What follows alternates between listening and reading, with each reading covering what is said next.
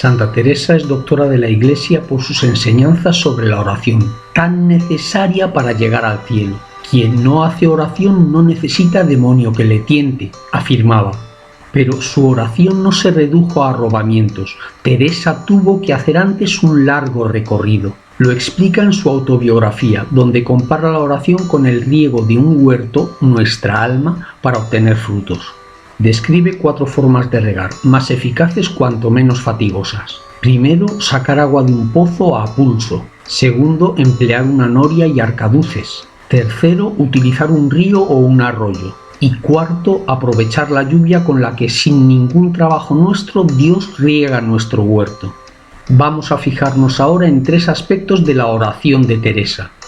Los que comienzan a tener oración sacan agua del pozo con gran trabajo, pensando y discurriendo durante la oración. Teresa estuvo así muchos años, con esfuerzo y perseverancia. Tenía más cuenta con desear se acabase la hora y escuchar cuándo daba el reloj que no en otras cosas buenas, escribe la santa. Y hartas veces no sé qué penitencia grave se me pusiera delante que no la acometiera de mejor gana que recogerme a tener oración. Sin embargo, no abandonó la lucha, y tampoco nosotros debemos hacerlo. Pasó el tiempo, y conforme creció en santidad, su oración ganó en sencillez. Se cuenta que, caminando un día por el monasterio de la Encarnación, en Ávila, se tropezó con un hermoso niño. Sorprendida de encontrar un niño en la clausura monacal, le preguntó: ¿Y tú quién eres? Y el niño preguntó: ¿Y quién eres tú? La madre respondió: yo, Teresa de Jesús. Y el niño, sonriente, replicó: pues yo, Jesús de Teresa. ¿Cómo no recordar la oración del campesino de Ars? El santo cura de Ars quiso enseñarle a rezar y le preguntó qué hacía en sus largos ratos delante del sagrario. Yo lo miro y él me mira, respondió el campesino. Buena oración, igual que enseñó Jesús en el Sermón de la Montaña. Al orar, no habléis mucho como los gentiles, que piensan que por su mucho hablar serán escuchados. Así también nuestra oración se limitará a decir «Uf» en momentos de agobio o «Bien» después de una grata sorpresa. Y entonces quizá escuchemos en el fondo del alma al niño Dios que susurra: pues yo soy Jesús de Teresa, Jesús de Fernando, Jesús de Álvaro, Jesús de Elena. Teresa escribió: no es otra cosa oración mental, a mi parecer, sino tratar de amistad, estando muchas veces tratando a solas con quien sabemos nos ama. Y su audacia, siempre respetuosa con Dios, se tradujo en una confianza cautivadora.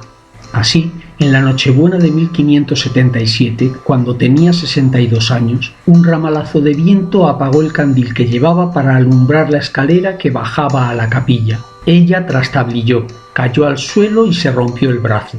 Confiada se dirigió al maestro: «Señor, entre tantos daños si me viene esto». Jesús le respondió: «Teresa, así trato yo a mis amigos». Y la santa ingeniosa le contestó: «Ah, Señor, por eso tenéis tan pocos». «Estoy hasta las narices», sugería rezar San José María cuando estamos abrumados. Y Marta, la hermana de Lázaro, se plantó delante del Señor enjarretada, yo me la imagino así, con los brazos en jarra, para decirle: «Señor, ¿no te importa que mi hermana me deje sola en las tareas de la casa? Dile pues que me ayude». En el Antiguo Testamento algunos santos interceden por otros. Así, Abraham regateó a Dios el número de inocentes necesarios para no destruir Sodoma. ¿Es que vas a destruir al inocente con el culpable?, preguntó a Dios. «Si hay 50 inocentes en la ciudad». Y el Señor contestó: «Perdonaré a toda la ciudad en atención a ellos». Y comenzó el regateo: «¿Y si solo hay 45? ¿Y 40? ¿30? ¿20? ¿10? Pero al final no se encontraron ni 10, y Sodoma y Gomorra fueron destruidas. En el Éxodo también Moisés se dirige a Dios con una confianza saludable.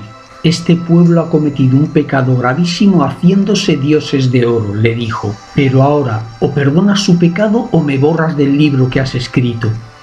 Otros, como Elías perseguido por Jezabel, piden morir. Ya es demasiado, Señor, toma mi vida, pues no soy mejor que mis padres. Y Dios le dio fuerzas para seguir adelante. O piden vivir, como el rey Ezequías a punto de morir. Ah, Señor, recuerda que he caminado ante ti con sinceridad y corazón íntegro, que he hecho lo recto a tus ojos, y se deshizo el rey en lágrimas. Y Dios le concedió 15 años más de vida. Ojalá en nuestra oración diaria emulemos la confianza audaz y respetuosa de Teresa y los santos.